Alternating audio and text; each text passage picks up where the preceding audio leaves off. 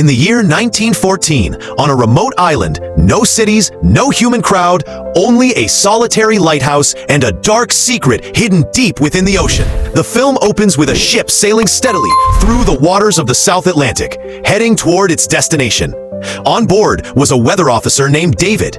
Their journey was directed toward a mysterious island concealed within the roughest depths of the Atlantic. David had been assigned there by the government. His duty was to stay on that island for an entire year, observing the strange weather changes, collecting accurate data, and then eventually returning home. The ship's captain was escorting David along with a year's worth of food supplies and all the essentials he might need. In the year, after a long and exhausting voyage, they finally sighted the island. With the help of a small boat, they unloaded David along with his belongings. On the island stood a lighthouse and a small cabin meant for David to live in, just like the previous weather officer who had stayed there. But his tenure had ended, and from this day onward, David was to take charge as the new weather observer.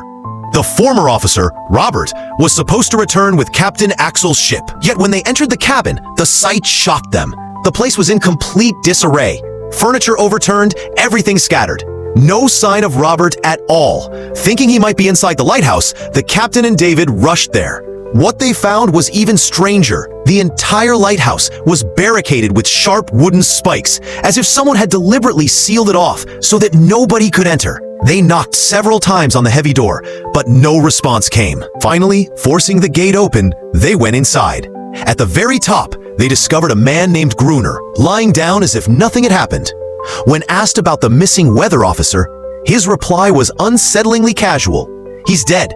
Some terrible illness took him." When the captain pressed about the body, Gruner gave an even stranger answer. Maybe someone killed him.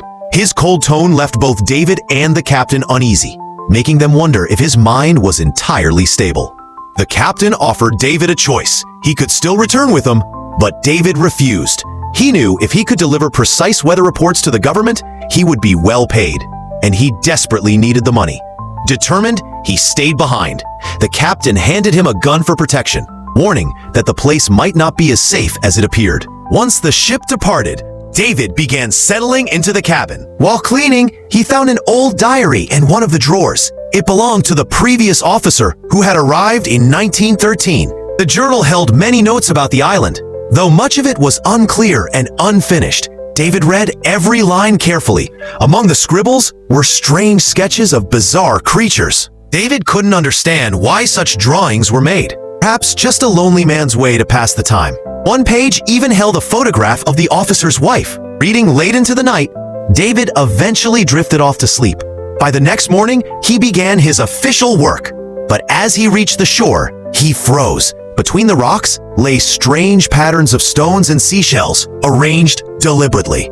He assumed it must have been Gruner's doing and continued with his data collection. While observing through his binoculars, David thought he saw another figure standing with Gruner near the lighthouse. But he brushed it off, thinking his mind was playing tricks. That night, while working indoors, he heard a knock at the door. Believing it to be Gruner, he called out his name. But no reply came. Holding a lamp, he moved closer when suddenly eerie sounds echoed around him. Then, from beneath the door, a horrifying hand slipped inside. An inhuman hand, unlike anything he had ever seen. Terror struck David. He rushed into the basement and hid. Moments later, the mysterious creature forced its way inside, moving around as if searching for him. Through a narrow crack, David could see its monstrous eyes staring back at him. With trembling hands, he gripped a knife, and when the eyes drew near, he stabbed with all his strength. The creature screamed and fled into the night, but David knew it could return any time. He quickly reinforced the basement door with ropes, staying awake the entire night under the shadow of fear. At dawn, when David finally stepped outside, he saw tracks on the sand, prints that were not human at all. They trailed directly back into the sea. In that moment, everything became clear. This was why Gruner had surrounded the lighthouse with sharp spikes. It was meant to keep that thing out. And now, David realized his cabin was no longer safe. Panic rising, he ran toward the lighthouse, shouting for Gruner to open the gate and let him in.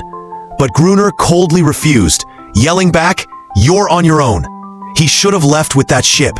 Disheartened, David walked back, but now he had only one option: fortify his house. He nailed wooden planks across every window, surrounded the place with sharp stakes, and piled up old papers and books at the gate.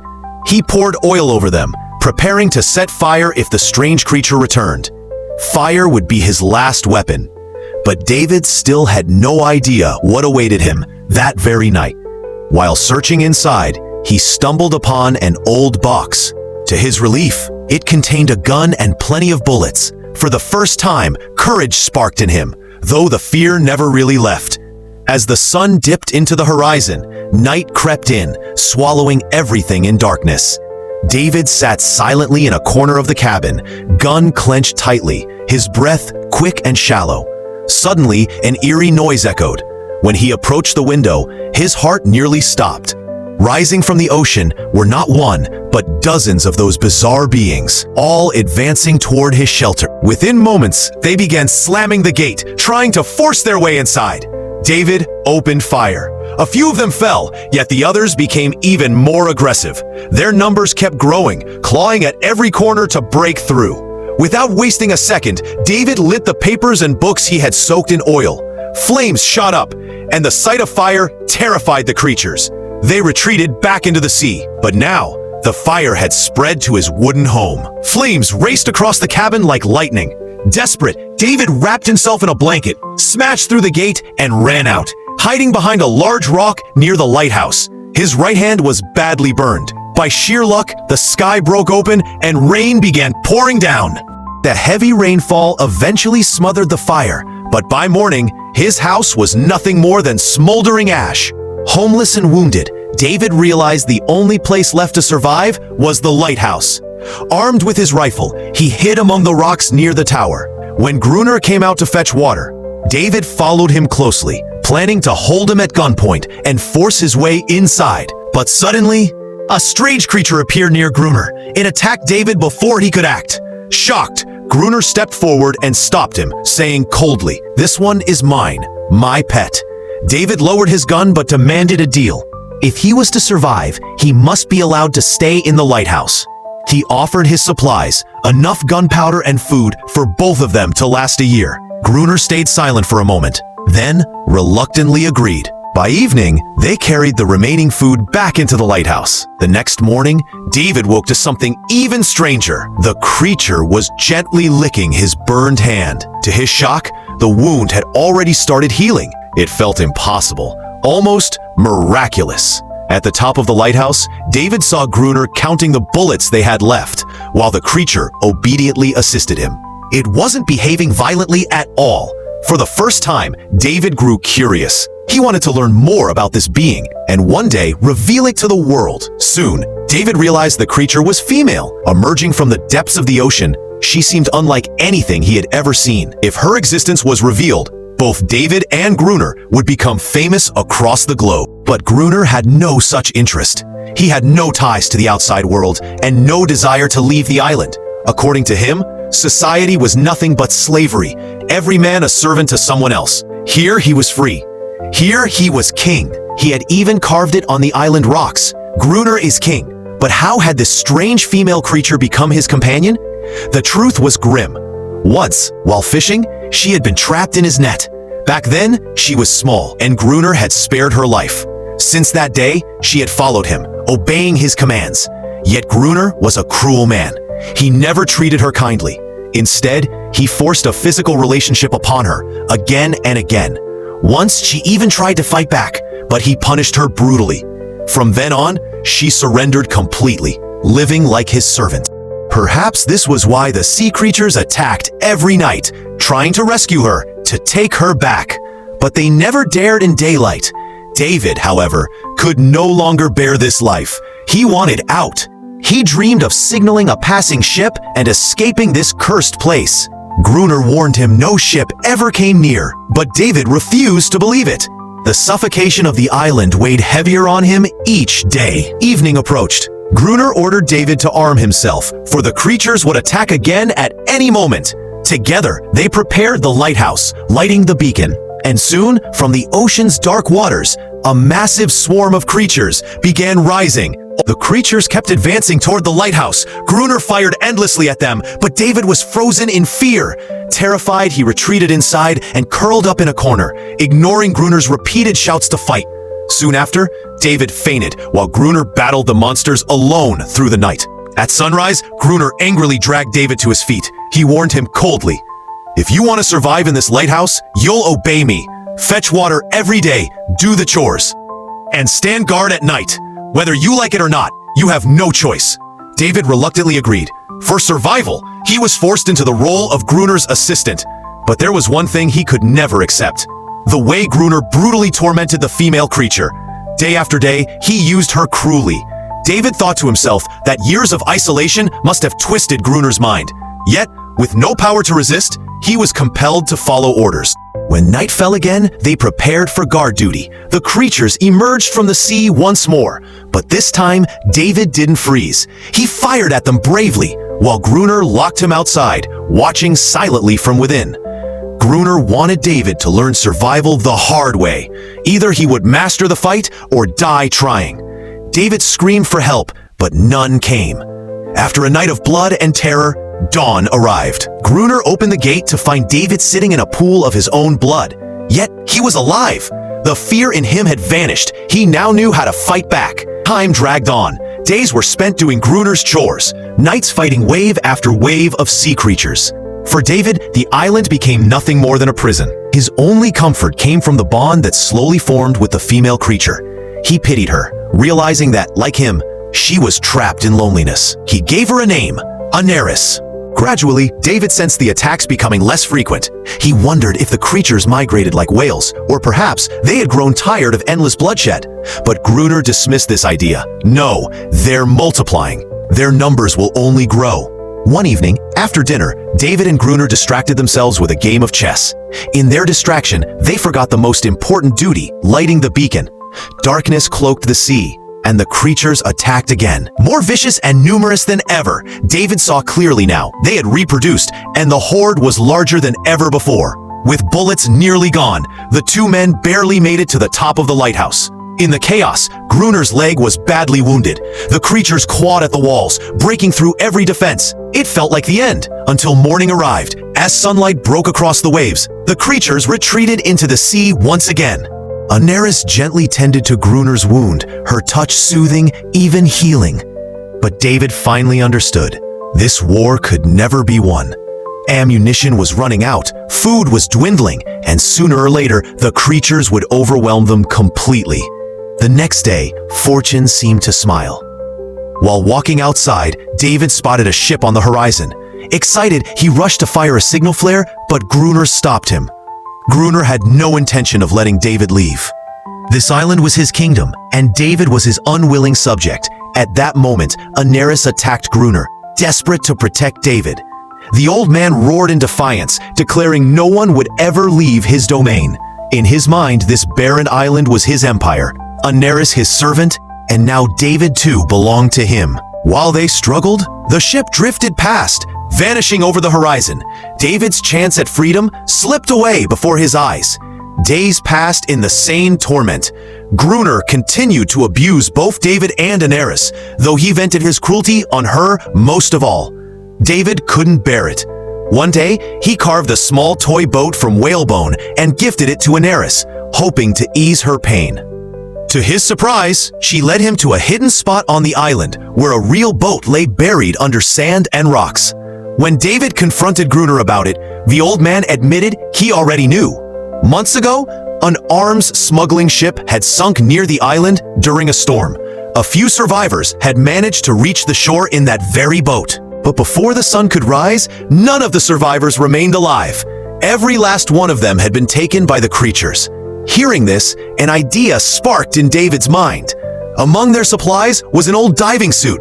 If someone used it to dive down to the sunken ship, maybe they could retrieve ammunition or even explosives to fight the monsters. Gruner, however, refused outright. He wouldn't go near the sea. But David, desperate to survive, was willing to risk his life. As days passed, his bond with Anaris grew deeper, and David found himself caring for her. Gruner noticed their closeness, and for the first time, considered helping David. Yet his true motive was darker. He wanted David to dive for the crates of dynamite, bring them back, and then abandon him underwater so the creatures would finish him off. That way, Gruner would gain the explosives and keep Daenerys enslaved forever. Soon they set out. Wearing the heavy diving suit, David descended into the depths. The wrecked ship lay in ruins, but fortune favored him. He spotted several crates of dynamite. Just then, shadowy figures appeared in the water. Terrified, David stumbled and fell, weighed down by the iron suit. He couldn't even send a signal to Gruner above. Convinced David had been killed, Gruner waited in silence. But the truth was different. The shadows were merely two young sea children. Gathering his courage, David freed himself from the heavy suit and swam back to the surface. Together, he and Gruner hauled the dynamite ashore and placed it in 2 deadly layers around the lighthouse, preparing for the next attack. Months passed, winter snow fell, and once again, the creatures seemed to vanish. With no attacks, their only duty became maintaining the lighthouse and standing watch. Gruner grew restless, paranoid that Daenerys had betrayed them by warning her kin about the explosives. In a fit of rage, he beat her mercilessly until David intervened. Together, they devised a trap. Leave the main gate wide open and lure the creatures inside before detonating the dynamite. That night, the monsters returned, storming straight toward the lighthouse. They attacked David viciously, but he fought with everything he had. As they neared the structure, Gruner pulled the lever. Nothing happened. David realized he had left the wiring disconnected. Racing upstairs, he frantically repaired the circuits while Gruner fought alone below. At last, the first blast ignited. Many creatures were obliterated, yet more swarmed forward. Gruner triggered the second layer, unleashing a massive explosion that shook the island. Both men were knocked unconscious. When morning came, Daenerys was gone. Corpses of the creatures littered the shore. Gruner finished off the wounded without mercy. David, however, noticed something startling: a necklace around one of their necks. In that moment, realization struck him. These beings weren't mindless beasts. They had families, communities, lives of their own. They attacked for reasons they couldn't explain in words. But to Gruner, none of it mattered. In his mind, he remained the king of the island, and everyone else was beneath him. From that day onward, the attacks ceased. Yet each night, faint cries echoed from the sea, carrying grief and loss. David understood too late the destruction they had caused. Families torn apart, children orphaned, all because of a misunderstanding. One morning, David spotted young sea children swimming near the shore, searching for the loved ones they had lost. Saddened, he built a circle of stones and placed the small toy boat he had made for Daenerys at its center, hoping she might return. But she never came back. Soon after, David found Gruner unconscious, surrounded by old belongings. Among them was a faded photograph of a young woman, the same woman whose picture David had once seen in the diary. She was Gruner's wife. Once, Gruner, whose real name was Robert, had served as the weather officer of this lighthouse. Before isolation consumed him, he had erased his past, even his name, choosing to remain on the island forever. Seeing this, David too abandoned hope of ever leaving. One evening, while he sat near the shore, he noticed the toy boat was gone. In its place stood a small sea child holding it gently. David tossed his torchlight into the stone circle, not as a weapon, but as a signal of peace. He wanted them to know he wasn't their enemy. He sought friendship, not war. Moments later, the waves began to stir. Soon, Daenerys emerged from the ocean waves, and behind her, an entire group of sea creatures rose as well. But this time, not a single one attacked David. They too longed for peace. All they ever wanted was a safe place for their children, just like any other living being. The sudden intrusion of humans on their island had disturbed them, which is why they fought night after night. But how could anyone explain this to Gruner? In his mind, he was still the king of the island. Rifle in hand, he marched out of the lighthouse. David pleaded with him, saying the creatures did not want war. They wanted peace. But Gruner ignored his words. He shouted at Daenerys to get inside. For the first time, she refused. She was no longer his servant. She was a mother, standing for her children. Gruner felt powerless. No one was obeying him anymore. Enraged, he stormed toward the lighthouse. David thought perhaps he had finally understood that every creature desires freedom, that no one wants to live as a slave. But Gruner was not that wise. At the entrance, he fired a flare gun. The shot struck a young sea child, killing it instantly. Terrified, the rest of the creatures fled. Aneris, heartbroken, lost all trust in David as well. Furious, David rushed at Gruner and fought him. "Why did you do this? They only wanted peace," he shouted. But Gruner was too far gone. With an axe in hand, he prepared to kill David. At the last moment, David called him by his true name, Robert. The sound froze Gruner in place. The truth was, Robert had once been a kind man. But after his wife's death, years of isolation, grief, and despair had broken his mind. He was never truly a killer. He only destroyed the creatures to feel powerful. Realization struck him at last. Overcome with guilt, Gruner surrendered himself to the creatures. Within moments, they ended his life. David locked himself inside the lighthouse, and time drifted on. A year later, a government officer arrived with a new weather officer. They took David away, believing he was Gruner, and David did not correct their mistake. Silent, he stepped onto the balcony, gazing at the horizon. Like Gruner before him, he no longer wished to leave the island. Meanwhile, Aneris lived happily with her family, free at last from fear. Both on the island and in the sea, they could finally live in peace. And that was the twisted, emotional story of the lighthouse, isolation, and the price of power. If you enjoyed this breakdown and want more mind-bending stories with shocking twists, don't forget to subscribe to Plot Twist Hub, where every ending hides a surprise. Tam will see you next time.